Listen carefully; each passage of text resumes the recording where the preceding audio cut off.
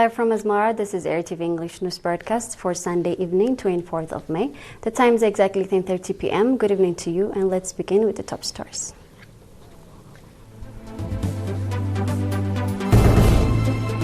Official Independence Day Anniversary Celebration.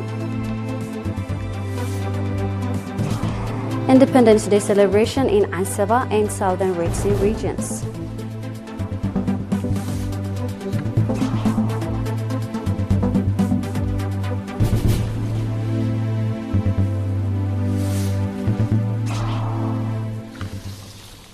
Thank you for joining us. Proceed with our reports. The official ceremony of 35th Independence Day anniversary was enthusiastically conducted this afternoon at Asmara Stadium under the theme Our Resilience, Our Guarantee, in the presence of President Isaias Afwerki, ministers, senior governments, NPFDG officials, army commanders, religious leaders, ambassadors, members of diplomatic community, as well as number of nationals. In his keynote address, President Isaias Afwerki congratulated the patriotic Eritrean people at home and abroad, as well as all friends in struggle around the world. He also expressed his profound gratitude to all those who year after year organize the present magnificent events and celebrations in various places to commemorate and honor this glorious day, as well as to all friends who have sent messages of congratulations. President Isaias underlined that the annual celebration of Independence Day is indeed both a manifestation and measure of the trajectory and progress of the generational mission of nation building and must be assessed not only against the backdrop of the heroic liberation struggle and the immense sacrifice it exacted, but also in light of the additional sacrifice made over the last 35 years to confront persistent hostilities and subterfuges while simultaneously advancing the integrated task of national development. President Isaias also said that independence, sovereignty, and territorial integrity constitute an ongoing process that must be continuously consolidated and sustainably strengthened, noting that the national situation and developmental progress cannot be viewed in isolation from a just international order and from the regional architecture of stability, cooperation, prosperity, and integration that the country, together with the people of the world, cherishes and aspires to realize. President Isaias said that it's imperative to comprehend and analyze through objective metrics the prevailing global and regional frameworks and evolving trends. In view of the palpable global stature of the United States as highlighted in the address of the occasion of 34th Independence Anniversary last year, President Isaias reiterated the prudence of undertaking a serious and careful assessment of the policies and potential ramifications of the Trump administration upon its return to the White House for a second presidential term. Nevertheless, he said the phenomena remains highly complex and weighty, requiring patience and caution against premature conclusions, even as rigorous analysis grounded in the completion of the relevant facts and evidence, as well as standard and comprehensive interference, is routinely made. President Isaias said that President Trump's acute recognition of the impending danger associated with his trajectory and the prospects of decline may in itself be considered positive. He added, however, that questions persist as to whether the measures pursued by the new administration, including expenditure reduction, the repatriation of industries and investment, increased tariffs, domestic tax cuts, monopolization of rare minerals, recourse to threat and intimidation, and intensive diplomatic and information campaigns can truly constitute a functional remedy. Where and with whom can these policies possibly succeed? Regarding the various agendas pursued by great powers and others, President Isaias went on to say that responses should not be limited to reactive contingencies. Indeed, there is no alternative to the formulation through active initiative of proactive ideas and strategies grounded in fundamental principles and values, transitioning from the old and exhausted global order which the people of the world have grown weary of is no longer optional, President Isaias added.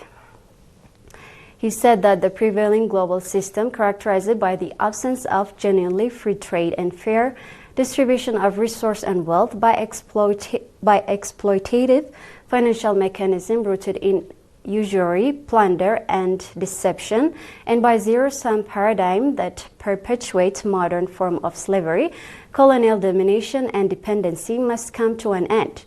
The establishment of a new global order founded upon fairness and justice must be regarded as one of the humanity's foremost missions and should not be relegated to the sidelines.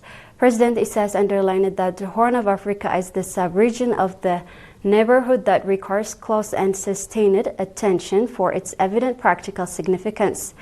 He said that the effort exerted in the years since Eritrea's independence to transform IGAD from its original limited mandate of combating drought and desertification as IGAD into vehicle of development as IGAD, leveraging stability for a regional framework of development and cooperation, did not come to fruition. The situation in Somalia, Ethiopia, Sudan, and South Sudan continues to be deeply precarious and increasingly demand greater attention and effort. Although the matter can be discussed in far greater detail, President Isaias underscored that the broadly similar characteristics revolve around the challenge of nation building instead of building citizen-centered nationhood, he said. Societies are polarized along vertical ethics, clan, and religious lines, thereby stoking hatred and civil strife that often degenerate into internecine killing, cultivating warlords to replace and undermine sovereignty institutions, fostering a chronic and coercive culture of corruption and embezzlement, and most detrimental of all foreign interventions and subservience to external interests. President Isaias underlined that while there be minor disparities in the details, in terms of general categorization, these are the principal crises that require resolution. In this context, and as pragmatic precognition, the immediate termination of external interventions and funding remains mandatory.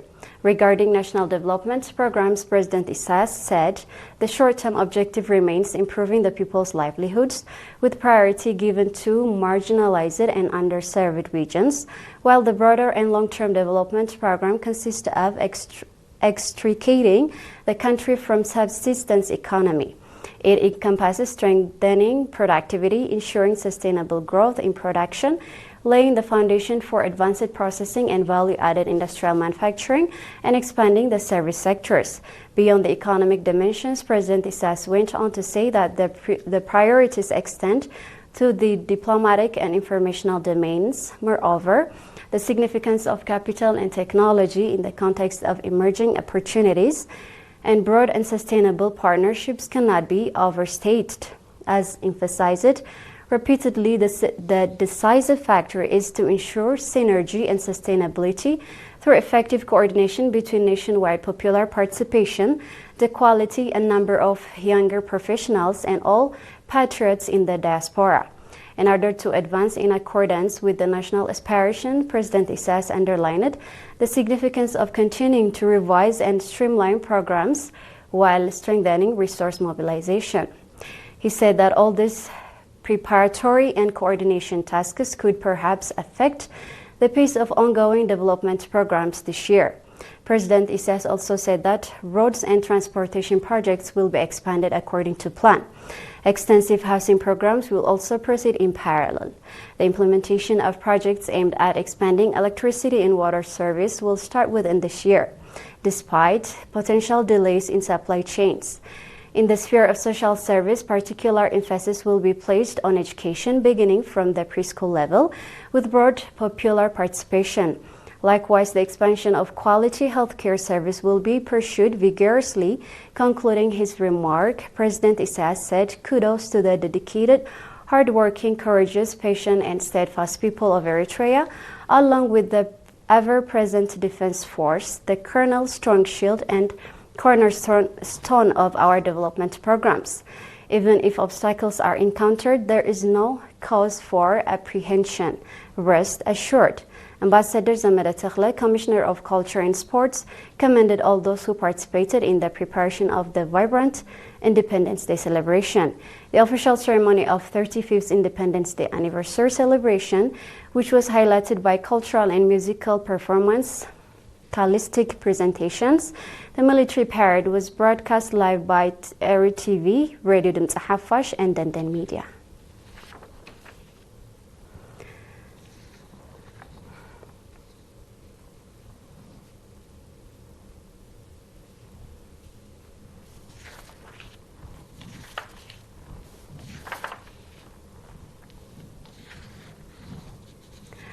The Ansaba and Southern Red Sea regions enthusiastically celebrated the 35th Independence Day anniversary under the theme Our Resilience, Our Guarantee. The celebration held at Keren Stadium on 23rd May was attended by senior governments and PFDG officials, army commanders, religious leaders, village elders, and a number of current city residents. Mr. Siraj Haj, chairman of the holiday coordinating committee in the region, said that the celebratory event featured cultural and artistic programs depicting the bitter struggle the Eritrean people had to go through to realize their independence, the value and creativity nurtured, the heroism demonstrated, and the heavy sacrifice paid, as well as community gathering and a carnival. Mr. Siraj also commended all those who contributed to and participated in the colorful event. Colonel Kibromnir Ayo, representing the governor of the region, noted that the Eritrean people realized their independence and ensured their existence through over 50 years of political and armed struggle and 35 years of development and resilience. He also congratulated the Eritrean people and Defense Force. Similarly, the 35th Independence Day anniversary was colorfully celebrated on 23rd May at the port city of Asab at the regional level under the theme Our Resilience, Our Guarantee. The celebratory event, in which Ambassador Mohamed Said Mantai, governor of the region, Brigadier General Abraham Andom, commander of the Eastern Command, and Sultan Rahaita Abdul Qadir Dawood took part, featured a military parade involving members of the defense and police forces, a fast boat display, as well as cultural and artistic performance. Ambassador Mohamed Said Mantai, explaining the heavy sacrifice that the Eritrean people paid to realize their independence, called for redoubled efforts in the implementation of development programs. He also commended all those who participated in the organization of the colorful celebratory event. Mrs. Hawa Mohammed, chairperson of the Holiday Coordinating Committee in the region, said that residents of 30 administrative areas in the port city are enthusiastically celebrating Independence Day together with members of Defense Force, attest to the heavy price paid for independence and national sovereignty.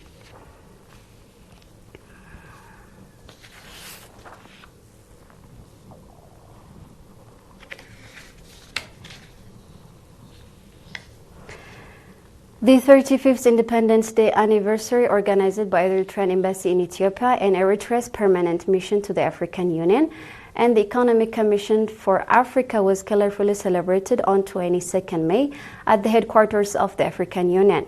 Speaking at the event, Mr. Binyam Berhe, charged the affair at the Eritrean Embassy in Ethiopia and Eritrea's permanent representative to the African Union and the Economic Commission of Africa, said that this year's Independence Day is celebrated under the deeply meaningful theme Our Resilience, Our Guarantee. He said that it was precisely this resilience demonstrated by Eritrea's liberation fighters and the entire population that brought an arduous 3-decade-long struggle for independence to a triumphant end. Likewise, it is this same enduring spirit that has enabled Eritrea to navigate a turbulent regional and international environment, firmly securing its sovereignty and territorial integrity. Mr. Binyam also said that the enduring lesson from half a century of political and armed struggle, as well as the ongoing nation-building process, is clear. The ultimate guarantee for success is staying the course, come rain or shine.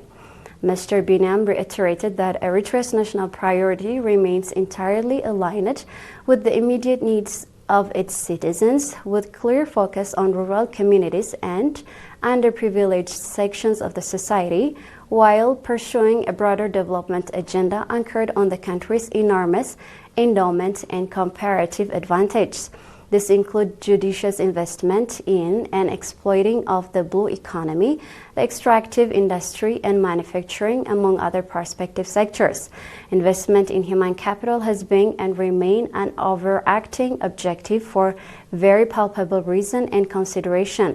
Concluding his remark, Mr. Binyam said that Eritrea's mission is clear: to ensure that citizens live in peace and have access to water, nutritious food, quality medical care, and the education necessary to reach their full potential, to mention only a few. Ambassador Salma Malika Haddadi, Deputy Chairperson of the African Union Commission, congratulating the people and government of Eritrea, said the history of Eritrea's independence is one marked by extraordinary resilience, sacrifice, and determination. She added that this is matched by Eritrea's fight against poverty and its economic development ambitions. Ambassador Salma Malika went on to say that Eritrea stands as a powerful reminder that Africa's broader journey towards self-determination and liberation, values that lie at the very heart of the African Union and its predecessor, the Organization of African Unity, become meaningful only when efforts are made to ensure fundamental socio-economic needs and build a future of hope for the people as envisioned by the forefathers. The occasion was attended by ambassadors, members of the diplomatic community, the senior officials of the African Union, and the Economic Commission of Africa.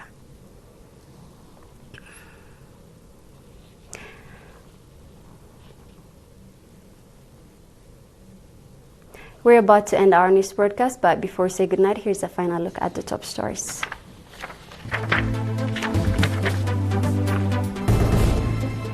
Official Independence Day anniversary celebration. Independence Day celebration in Ansaba and Southern Red Sea regions. That's all with the news for the session. On behalf of the entire news crew, thank you for watching. I'm Salim Brahane, wishing you a happy Independence Day. Thank you for watching.